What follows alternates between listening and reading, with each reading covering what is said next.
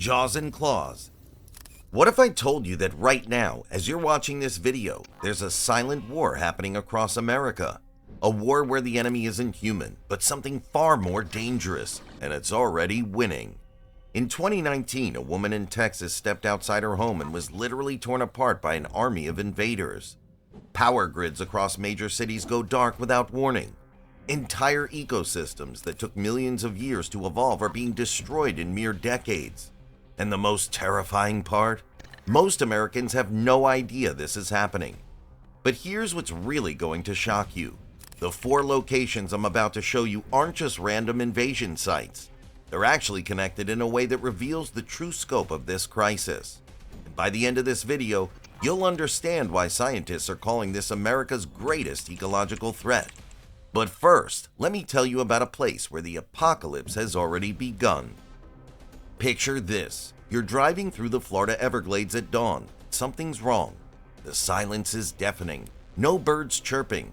No rustling in the bushes. Just nothing. This isn't just science fiction. This is reality in parts of South Florida right now. And it's all because of one species that's literally eating its way through the ecosystem.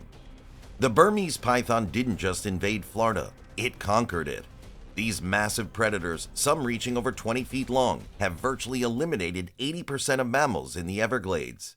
We're talking about raccoons, possums, rabbits, gone. And here's the terrifying part.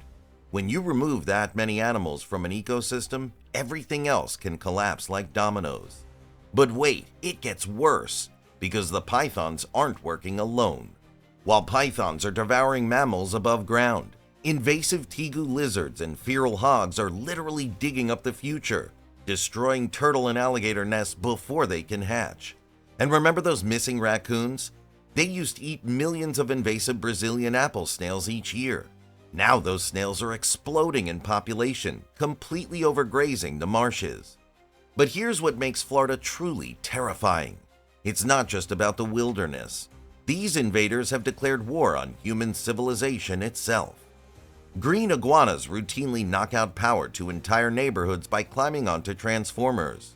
In 2022, headlines screamed about iguanas falling from trees during a cold snap. But the real story was how many there were. So many that they literally carpeted the ground in some areas. Cuban tree frogs are clogging electrical systems and causing blackouts.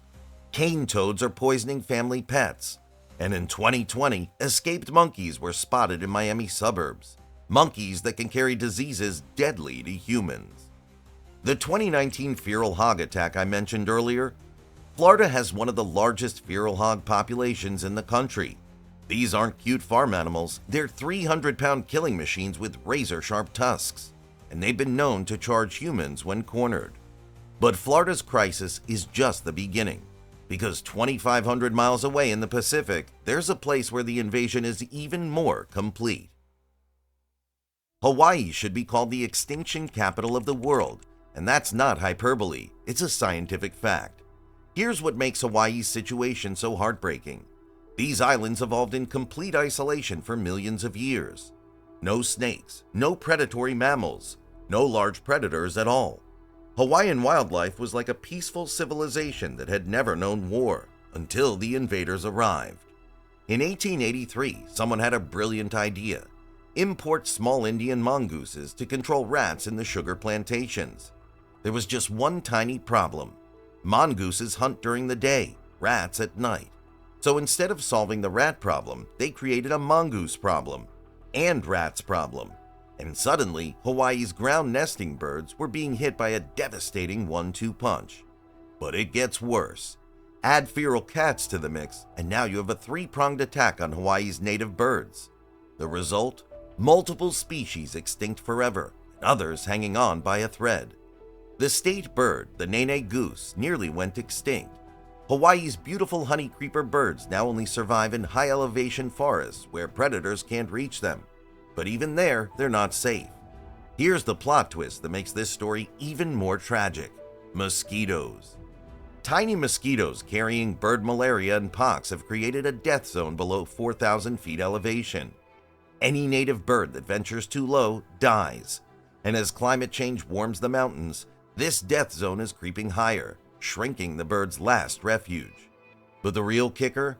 Feral pigs are making it worse. These pigs root up native plants and create water-filled wallows that become perfect mosquito breeding grounds. So the pigs are literally helping the disease-carrying mosquitoes spread higher into the mountains. For Hawaii's residents, the invasion has become personal. The koki frog, a tiny amphibian with a voice like a fire alarm, keeps entire communities awake at night with calls reaching 100 decibels. That's louder than a motorcycle. The little fire ant falls out of trees onto people, delivering painful stings that can cause allergic reactions. And there's a constant fear that keeps Hawaiian officials awake at night: the brown tree snake. This snake hasn't established in Hawaii yet, but the threat is so serious that every cargo container is inspected, and a single snake sighting triggers island-wide emergency protocols. Why? Because of what happened on Guam. Guam's story reads like a horror movie, but it's 100% real. One species, one single invasive species completely destroyed an entire ecosystem. The brown tree snake didn't just invade Guam, it consumed it. Here's how complete the destruction was. Guam once had a rich diversity of native birds, lizards, and small mammals. Today, nearly all gone. The brown tree snake ate them into extinction. We're talking about 10 out of 12 native bird species gone forever. But the ecological devastation created a domino effect that scientists are still documenting. With no birds to eat insects, spider populations exploded. Some studies found spider webs were 40 times more abundant in Guam's forests compared to nearby islands. Imagine walking through a forest where every tree is draped in spider webs.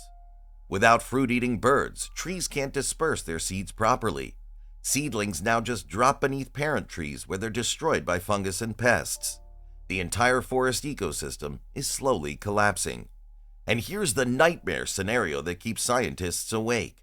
The snakes are trying to escape. Millions of dollars are spent annually to inspect every plane and ship leaving Guam, because if even a few breeding pairs reach Hawaii or other Pacific islands, the devastation would be catastrophic. The snakes have also terrorized Guam's human population. They cause power outages by climbing onto electrical equipment. They've bitten sleeping infants, and they've created an eerie silence where once there was the sound of singing birds. But perhaps the most chilling part of Guam's story is what it teaches us about cascade effects. When scientists tried to control the snakes in small fenced areas, rat populations exploded because the snakes weren't there to eat them. Then the rats ate all the seeds and seedlings. One invasive species problem led to another and another. Which brings us to our final destination, a place where multiple invasions are happening simultaneously. Puerto Rico is experiencing something unprecedented, a multi-species invasion where different invasive animals are actually working together to destroy the ecosystem. The small Indian mongoose arrived in 1877 and quickly became the island's primary rabies carrier, responsible for 70% of animal rabies cases. There have been human deaths from mongoose bites, turning a supposed pest control solution into a public health crisis. Green iguanas became so numerous that locals joke that they're the official national reptile.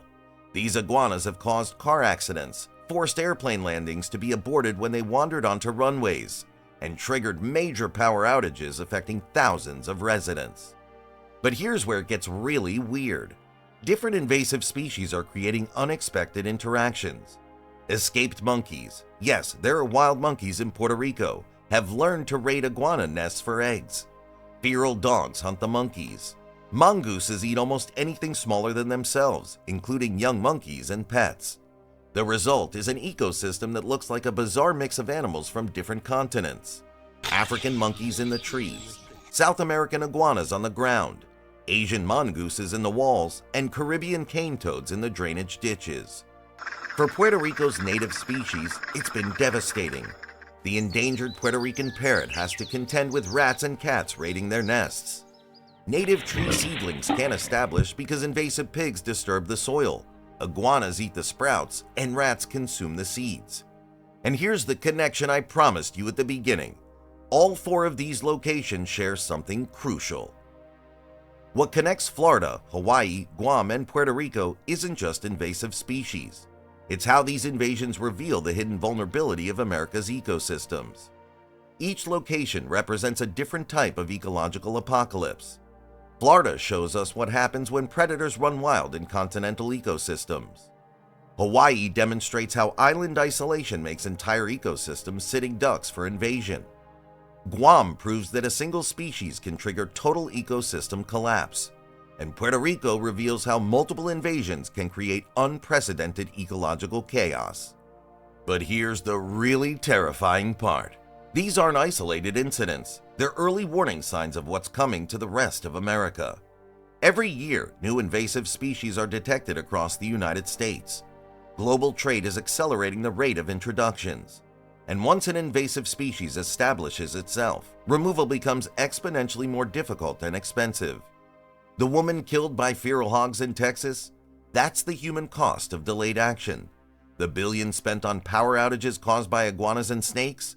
That's the economic price of prevention failures. So what's the one thing that could prevent America from becoming a continental-scale ecological disaster zone? The answer lies in something called the prevention paradox. Every dollar spent preventing invasion saves $15 in damage control. Every species stopped at the border prevents decades of ecological damage. Every early detection system potentially saves entire ecosystems. But here's what's really going to shock you. The solutions already exist. Hawaii's cargo inspection protocols could be implemented nationwide. Florida's rapid response teams could be replicated in every state. The technology to detect invasions early is available right now. The question isn't whether we can solve this crisis, it's whether we will act before it's too late. Because right now, as you're watching this video, new invasive species are arriving somewhere in America. New ecosystems are being colonized. New ecological time bombs are being planted. The invasion isn't coming, it's already here. The only question is, how much of America's natural heritage will we lose before we decide to fight back? What do you think? Have you encountered invasive species in your area? Let me know in the comments below. And if you want to see more videos about America's hidden ecological crises, make sure to subscribe and hit that notification bell. Trust me, after researching this topic, I've got stories that will completely change how you see the natural world around you. See you next week.